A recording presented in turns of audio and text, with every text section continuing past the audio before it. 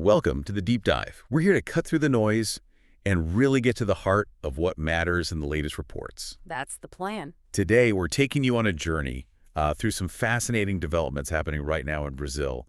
We've got a stack of detailed reports, news excerpts, all from around August 13th to the 15th, 2025. Right. Our mission, like always, is to get you informed quickly, thoroughly, give you that edge without drowning you in data. Think of it as your shortcut. Exactly. A shortcut to understanding a nation that's constantly navigating this really delicate balancing act. And balancing act is definitely the phrase for it. It connects, well, pretty much everything we'll touch on today. Like what? High-stakes politics, big economic shifts, even cultural celebrations, and these critical environmental crossroads. It's all interconnected. Okay. We're hoping you'll have a few of those aha moments where things just click into place. Yeah, I think you will. Get ready for some surprising facts, some really important implications for Brazil's future. We're exploring how the nation tries to reconcile, progress with preservation. So let's jump right in. The political landscape first. There's this escalating trade tension, a standoff with the U.S. over new tariffs. How's Brazil responding to that pressure? Well, it started when U.S. President Trump imposed a, frankly, pretty steep 50% tariff on Brazilian goods. 50%. Wow. Yeah. And ostensibly, it's tied to the prosecution of ex-President Jair Bolsonaro. So it looks like, politically motivated economic pressure. Okay, so how did Lula react? President Lula immediately unveiled what he's calling the Sovereign Brazil Plan. And it's not just words, it's a concrete credit lifeline. We're talking 30 billion reais. Which is about? Around 5.5 billion US dollars, specifically to help those Brazilian exporters hit by the tariffs. So a direct cushion. But what about the diplomacy, the bigger picture? And has this changed anything inside Brazil politically? That's a really sharp point. Lula's been very firm. Publicly stated he refuses to negotiate what he called humiliating terms. Okay. And for now, he's ruled out immediate tit-for-tat tariffs. So no tariff war just yet? Not yet. Instead, he's exploring multilateral responses. Crucially, talking with BRICS partners, Brazil, Russia, India, China, South Africa, looking for, a united economic front, different trade options. Makes sense. But what's really interesting, maybe even paradoxical, is how this seems to have actually boosted Lula at home. Really? How so? The signing ceremony for that Sovereign Brazil plan, it showed this rare display of unity. Top congressional leaders from across the spectrum were there. Huh. Unusual. Very. It suggests Brazilians are kind of rallying around the flag here, and Lula skillfully framed Bolsonaro as a, quote, traitor for supposedly inviting these sanctions. It solidified his leadership against what's seen as foreign interference. Fascinating. An international dispute strengthening him domestically. Okay, let's pivot now. A major domestic policy shift. This environmental licensing bill Lula signed. Critics are calling it the devastation bill. That sounds alarming, especially for the Amazon. How did he handle that? Yeah, it's another one of those classic balancing acts. This bill, it has strong backing from Brazil's powerful agribusiness lobby. Right. The goal is to streamline permits for what they call strategic projects. Think roads, oil drilling, basically cutting red tape for investors. But Lula signed it, given the criticism. He signed it, but crucially, he didn't just rubber stamp it. He used his veto power quite significantly. Vetoed 63 provisions out of about 400. Okay, so he tempered it. What kind of things did he block? Really important stuff. He removed a proposed self-licensing process that would have let companies fast-track medium-impact projects online. Environmentalists were very worried about that. I can imagine. And he also kept the requirements to consult indigenous and Quilombola communities. That's a big win for their land rights. So, trying to thread that needle then. Foster development, but keep some environmental commitments. Exactly. Uphold climate commitments while pushing infrastructure, energy development. It's a complex tightrope. So what happens now with the bill? Congress has 30 days to decide if they want to override Lula's vetoes. Ah, okay. So the outcome is a real test. How much red tape can they cut without undermining those environmental safeguards? Everyone's watching this one, investors, environmental groups, everyone. Right. And sticking with regulation, the government's also got a bill coming for social media platforms. Yeah. Part of tackling misinformation. Yes. Lula confirmed it just this week, said the proposal is ready and will be sent to Congress. Any idea what's in it?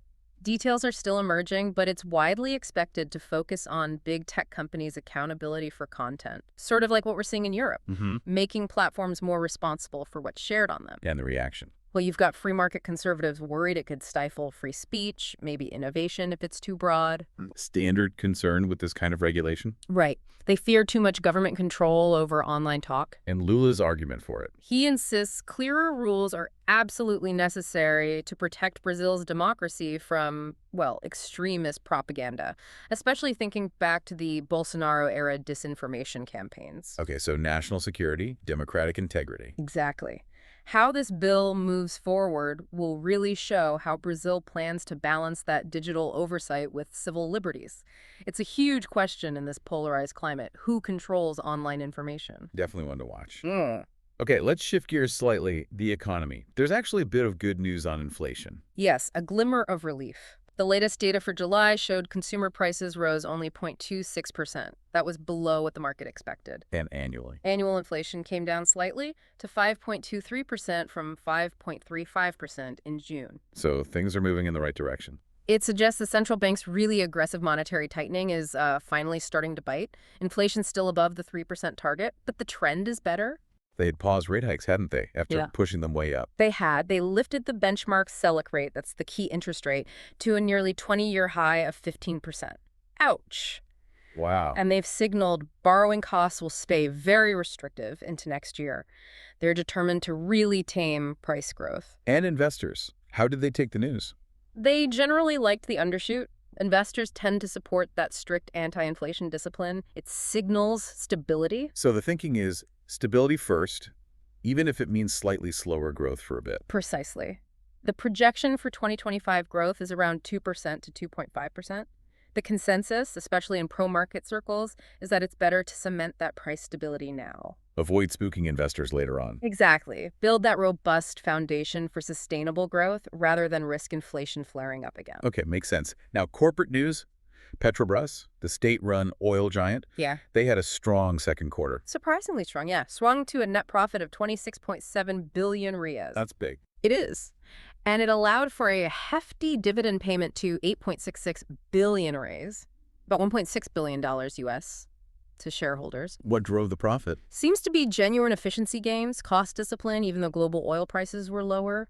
They also confirmed their oil and gas output should hit the upper end of the 2025 target, around 2.8 million barrels of oil equivalent per day. Good news for the energy sector. But the market reaction was mixed, I read. Shares slipped. It was mixed. The CFO was cautious, saying there's little room for extraordinary dividends this year because of those softer oil revenues.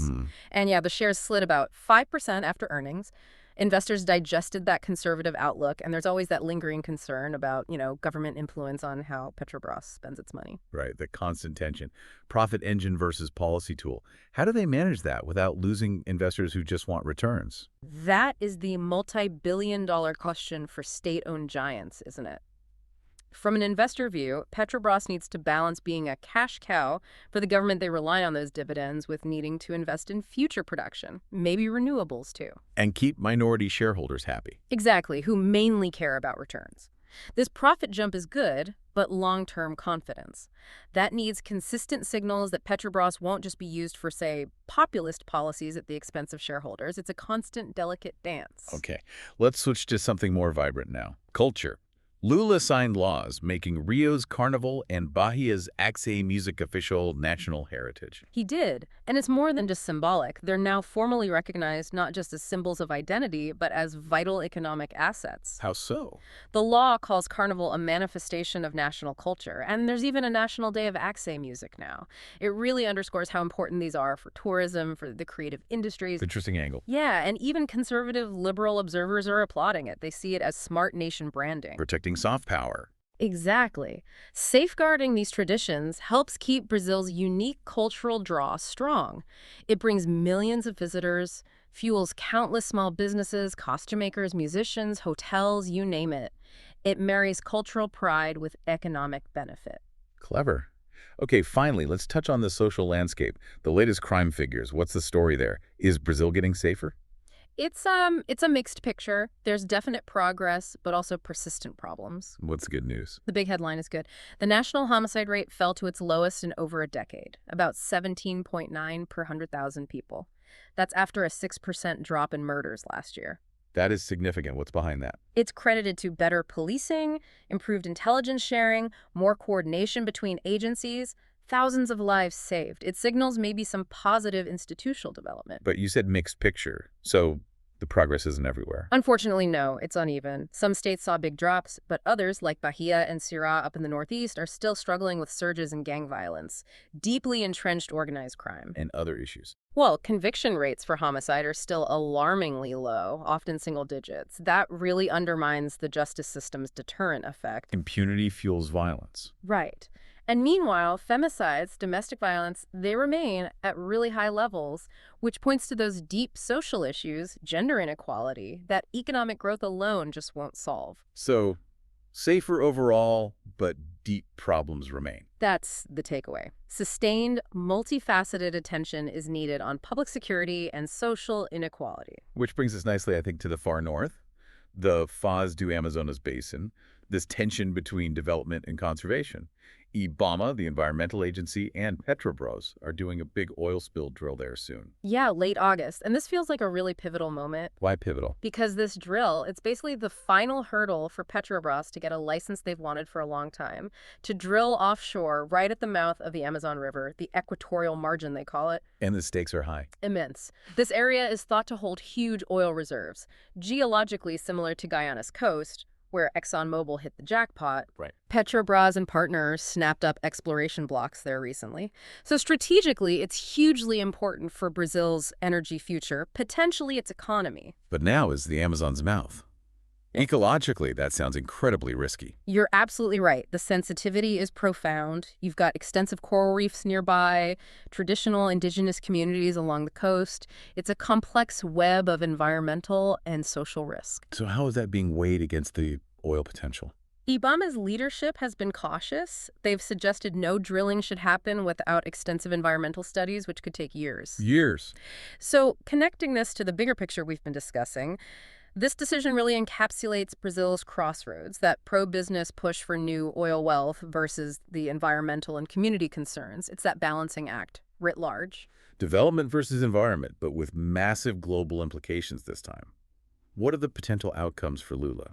Well, a green light would definitely energize the oil sector, bring investment, please the markets. But the backlash? Could be significant. Domestically and internationally, seen as betraying climate pledges, especially zero deforestation. And if they reject it? That would reassure environmental folks, boost Brazil's green image, maybe? But it means giving up a potential economic windfall, especially for a poorer region that needs development. A tough call. Extremely. How Lula's government handles this will be a huge signal about how they really balance development and environment. The Amazon could be the next economic frontier if they find a way that satisfies, both planetary needs and economic goals. That really is the core tension, isn't it? Which leads us perfectly to our final thought-provoking question for you, the listener, to mull over. Can Brazil truly reconcile this powerful push for economic development, oil in the Amazon, big infrastructure, with the absolute need to safeguard its environment and its social fabric? Put it another way, how can the nation make sure that pro-market progress doesn't destroy the very resources and communities that define Brazil's identity and its long-term future? It's a deeply complex question, an ongoing balancing act that Brazil lives every day, and the answers.